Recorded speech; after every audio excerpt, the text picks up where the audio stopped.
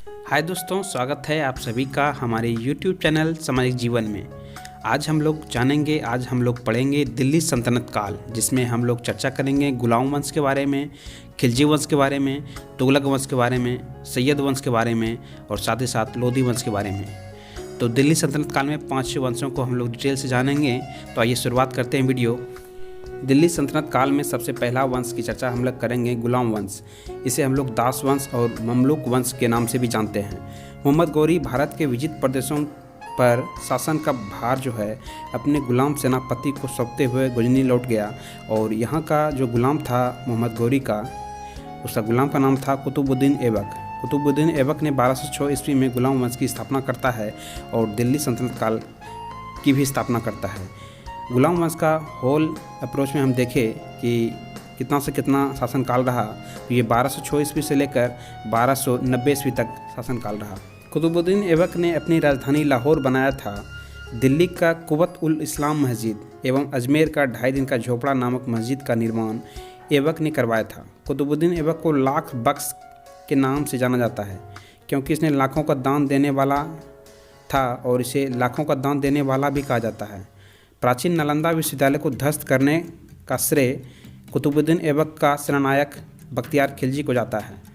ऐबक की मृत्यु 1210 ईस्वी में हो गया। चौगान नामक खेल खेलते हुए घोड़े से गिरकर उसकी मृत्यु हो गया और उसे लाहौर में दफनाया गया। कुतुबुद्दीन ऐबक का उत्तराधिकारी आराम शाह हुआ, जिसने सिर्फ 8 महीने तक ही शासन किया।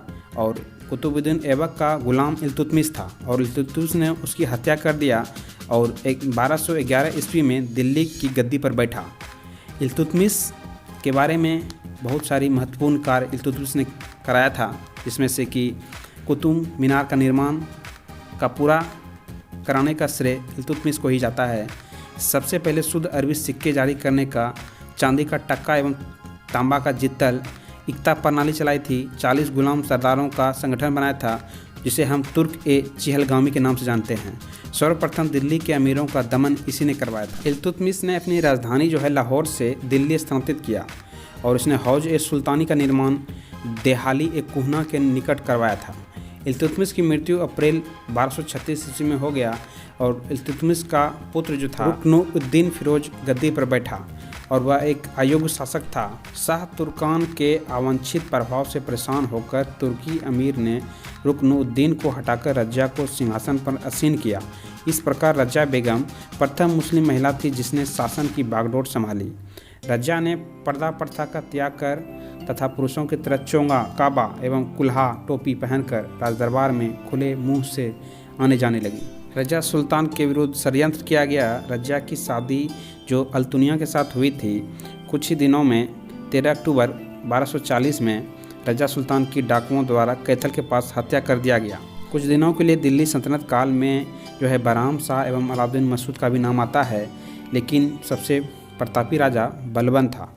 बलबन ने जो है आपका वास्तविक नाम बहाउद्दीन था, इल्तुतमिश का गुलाम था और तुगलक-ए-चिहलगामी का विनाश बलबन ने किया था।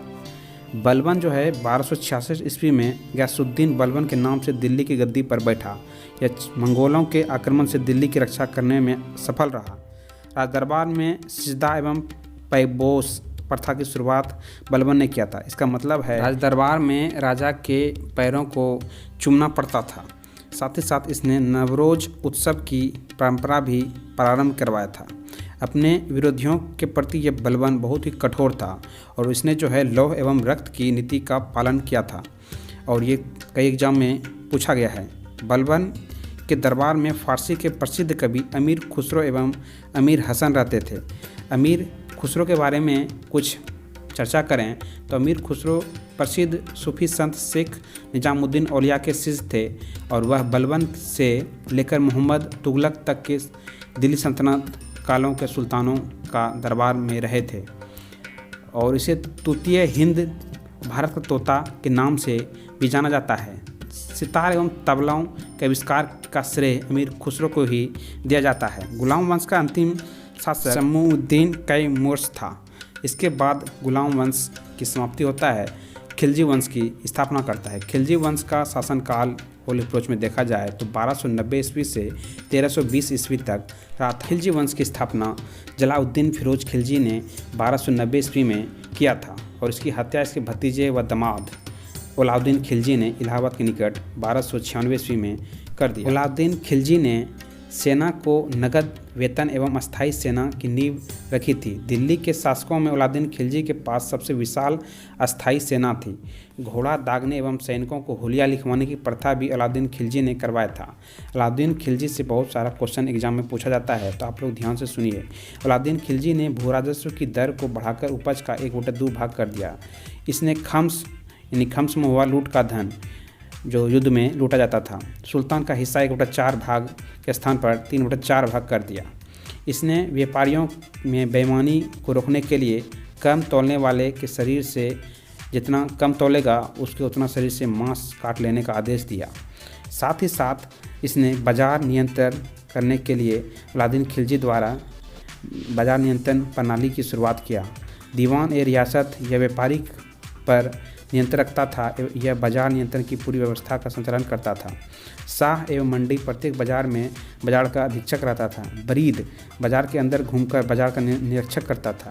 मुन्हियान एवं गुप्तचर गुप्त सूचना प्राप्त करता था। जयमत खाना, मस्जिद, अलाई दरवाज़ा, सीरी का किला तथा हजार खंबा महल का निर्माण अलाउद्दीन खिलजी ने करवाया था। सिकंदर ए शाहनी की उपाधि से अलाउद्दीन खिलजी को जो है जाना जाता है। अलाउद्दीन खिलजी की आर्थिक नीति की व्यापार जानकारी जलाउद्दीन बरनी की कृति तारीख़ फिरोजशाही से मिलती है। अलाउद्दीन खिलजी की मृत्यु 5 जनवरी 1316 ईस्वी में हो गया और कुतुबुद्दीन मुबारक खिलजी 1316 ईस्वी को दिल्ली के सिंहासन पर बैठा। मुबारक खिलजी अयोग्य शासक था और जल्द ही जो है खिलजी वंश का नाश हो गया और सत्ता परिवर्तन हुआ और दिल्ली सल्तनत काल पर एक नया वंश तुगलक वंश का स्थापना हुआ। तुगलक वंश का पूरा अप्रोच में देखें तो 1320 ईस्वी से 1398 ईस्वी तक तुगलक वंश का शासन रहा। मुबारक खिलजी के वजीर खुसरो खां जो है इससे पहले शासन गद्दी संभाल रहा था और उसकी हत्या जो है खुसरो खां की हत्या गाजी मालिक यानी कि तुगलक गाजी गयासुद्दीन तुगलक ने किया। 8 सितंबर 1320 ईस्वी को गयासुद्दीन तुगलक दिल्ली की गद्दी पर बैठा और गयासुद्दीन तुगलक ने अलाउद्दीन खिलजी के समय जो अमीरों से की भूमि जो है लिया गया था उसे पुनः लौटा दिया और उसने जो सिंचाई के लिए कुएं एवं नहरों का निर्माण करवाया था। संभवतः नहरों का निर्माण करने वाला गयासुद्दीन प्रथम शासक था। गयासुद्दीन तुगलक ने दिल्ली के समीप स्थित पहाड़ियों पर तुगलकाबाद नामक एक नगर भी बनाया था। ये क्वेश्चन पूछा गया है, नहरों का निर्माण सबसे पहले दिल्ली सल्तनत काल में किसने करवाया था, तो आप लोग याद रखिएगा। गयासुद्दीन तुगलक की मृत्यु 1325 ईस्वी में बंगाल के अभियान से लौटते समय जूना खां द्वारा निर्मित लकड़ी के महल में दबकर हो गया। गयासुद्दीन के बाद जूना खां मोहम्मद बिन तुगलक के नाम से दिल्ली के सिंहासन पर बैठा, लेकिन मोहम्मद बिन तुगलक द्वारा कुछ जो है काम इसने लागू किया था लेकिन वो सक्सेस तो नहीं हुआ, जिसमें कि था दोआब क्षेत्र में कर को वृद्धि किया। वो असफल रहा। जिस दिन कर वृद्धि किया उसी साल अकाल पड़ आया था। राजधानी जो है परिवर्तित किया, लेकिन राजधानी परिवर्तित करने से भी कोई फ़ायदा नहीं हुआ और पुनः राजधानी वापस लाना पड़ा। सांकेतिक मुर्दा का प्रचलन किया। बाद में जो है सांकेतिक मुर्दा का पहाड़ राजमहल के सामने ढेर हो गया तो वो भी वापस लेना पड़ा। और खुरासान एवं कराची का अभियान किया लेकिन वो भी असफल रहा। तो इसके विद्वान बहुत था तुगलक, लेकिन इसके चारों काम यानी कि बेकार हो गया और असफल हो गया। तो गयासुद्दीन के बाद जूना खां मोहम्मद बिन तुगलक के नाम से दिल्ली के सिंहासन पर बैठा। मध्यकालीन सभी सुल्तानों में मोहम्मद तुगलक सर्वाधिक शिक्षित, विद्वान एवं योग्य व्यक्ति था। मोहम्मद बिन तुगलक को अपनी सनक भरी योजनाओं, कुर्तियाँ एवं दूसरे के सुख दुख के प्रति अपेक्षा भाव रखने के कारण स्वप्नशील, पागल व रक्त पिपासु भी कहा जाता है। इसी के शासनकाल में अफ्रीकी मोरक्को यात्री इपू बुतुता लगभग 1333 ईस्वी में भारत आया था। सुल्तान ने इसे दिल्ली की काजी नियुक्त किया था। 1342 ईस्वी में सुल्तान ने इसे अपने राजदूत के रूप में चीन भेजा। इब्न बतूता की पुस्तक रहला में मोहम्मद तुगलक के समय की घटनाओं का वर्णन किया गया है। मोहम्मद बिन तुगलक की मृत्यु 20 मार्च 1351 ईस्वी में सिंध जाते समय थट्टा के निकट गोडाल में हो गया और वहीं पर थट्टा के निकट ही फिरोज शाह तुगलक का राज्याभिषेक 1351 ईस्वी में किया गया। फिरोज शाह तुगलक राजस्व व्यवस्था के अंतर्गत फिरोज ने अपने शासनकाल में 24 कष्टदायक करों को समाप्त कर केवल 4 कर खराज यानी कि लगान, खुम्स यानी कि युद्ध में लूट का माल, जजिया एवं ज़कात को वसूल करने का आदेश दिया। फिरोज तुगलक ब्राह्मण पर जजिया कर लगाने वाला प्रथम मुसलमान शासक था। फिरोज शाह तुगलक ने एक नया कर सिंचाई कर भी लगाया जो उपज का 1/10 भाग था। फिरोज तुगलक ने 5 बड़ी नहरों का निर्माण कराया, इसलिए नहरों का इसे जनक कहा जाता है। फिरोज शाह तुगलक सुल्तानों के शासन में सबसे अधिक दासों की संख्या जो था 1,80,000 था। फिरोज तुगलक के समय में सबसे ज़्यादा जो है दासों की, इसने जो है भ्रष्टाचार को बढ़ावा दिया और साथ ही साथ इसने सैन्य पदों को वंशानुगत बना दिया। दिल्ली में जो है फिरोज तुगलक ने दिल्ली में कोटला फिरोज शाह दुर्ग का निर्माण करवाया था। तुगलक वंश का अंतिम शासक नसीरुद्दीन मोहम्मद तुगलक था। इसका शासनकाल दिल्ली में पालम तक ही रह गया था। तुगलक वंश इसके बाद समाप्त हो जाता है और दिल्ली सल्तनत के अंतर्गत सैयद वंश की स्थापना होता है। सैयद वंश में जो है 1414 ईस्वी से 1451 ईस्वी तक इसका शासनकाल रहता है। सैयद वंश की स्थापना ख्रिज खां के द्वारा किया जाता है। ख्रिज खां की मृत्यु 1421 ईस्वी में हो जाता है। सैयद वंश का अंतिम शासक सुल्तान उलाउद्दीन आलम शाह था।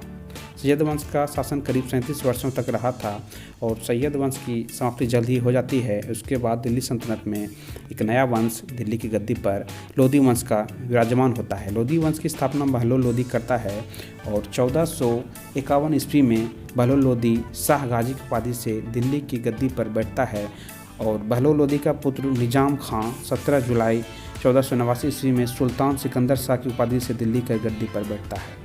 1504 ईस्वी में सिकंदर लोदी ने आगरा शहर की स्थापना करवाया था। ये क्वेश्चन एक एग्जाम में पूछा गया है तो आप लोग याद रखिएगा। इसके बाद 1526 ईस्वी में पानीपत की प्रथम लड़ाई होता है जिसमें इब्राहिम लोदी और बाबर का सामना होता है, जिसमें कि इब्राहिम लोदी की हार होती है और बाबर की जीत होती है। इसके साथ ही लोदी वंश यहाँ पर समाप्त होता है। साथ ही साथ दिल्ली सल्तनत काल भी समाप्त होता है और एक नया वंश मुग़ल वंश की स्थापना होता है जिसमें हम लोग आगे की वीडियो में चर्चा करेंगे। बाबर को भारत पर आक्रमण करने के लिए निमंत्रण जो है पंजाब के शासक दौलत खां लोदी एवं इब्राहिम लोदी के चाचा आलम खान ने दिया। दिल्ली सल्तनत के कुछ पॉइंट्स के बारे में बात करें तो यहाँ से भी क्वेश्चन कभी कभी पूछा गया है। दिल्ली सल्तनत काल अनेक प्रांतों में बटा हुआ था जिसमें कि इक्ता या सूबा कहा जाता था। यहाँ का शासक नायब या वली या मुफ्ती द्वारा संचालित होता था। इक्ताओं को सिक्कों जिलों में विभाजित किया जाता था जहाँ का प्रमुख अधिकारी सिकदार होता था जो एक सैनिक अधिकारी था। राजस्व कर के बारे में कुछ चर्चा करें तो राजस्व कर व्यवस्था उस्र यानी कि मुसलमानों से लिया जाने वाला भूमि था। खराज यानी गैर मुसलमानों से लिया जाने वाला भूमि था। ज़कात यानी मुसलमानों पर धार्मिक कर संपत्ति का 40वां हिस्सा देना पड़ता था। जजिया गैर मुसलमानों पर धार्मिक कर था। खम्स या लूट हुए धन खानों तथा भूमि में गड़े हुए खजानों से प्राप्त संपत्ति का 1/5 भाग था जिस पर सुल्तान का अधिकार था तथा शेष 4/5 भाग उनके सैनिक अथवा खजाने को प्राप्त करने वाले व्यक्ति का अधिकार होता था। परंतु फिरोज तुगलक को छोड़कर अन्य सभी शासकों ने 4/5 हिस्सा स्वयं अपने लिए रखा। सुल्तान सिकंदर लोदी ने गड़े हुए खजानों में से कोई हिस्सा नहीं लिया था। दिल्ली सल्तनत काल में एक शहर या 100 गांवों के शासन को देखरेख के लिए अमीर ए सदा नामक अधिकारी करता था। प्रशासन की सबसे छोटी इकाई के बारे में बात करें तो सबसे छोटी इकाई ग्राम होता था। सुल्तनत काल की अस्थायी सेना को खास खेल नाम दिया जाता था। अलाउद्दीन खिलजी के समय में इक्ता प्रथा को समाप्त कर दिया गया था। इक्ता प्रथा की दोबारा शुरुआत फिरोज तुगलक ने किया था। सल्तनत काल में अच्छी नस्ल के घोड़े तुर्की, अरब एवं रूस से मंगाए जाते थे। और साथ ही साथ अगर हम सल्तनत काल की बंदरगाह के बारे में बात करें तो देवल जो है सल्तनत काल की अंतर्राष्ट्रीय बंदरगाह था और पूर्णतः केंद्र के नियंत्रण में रहने वाली भूमि को खालसा भूमि के नाम से जाना जाता था सल्तनत काल में।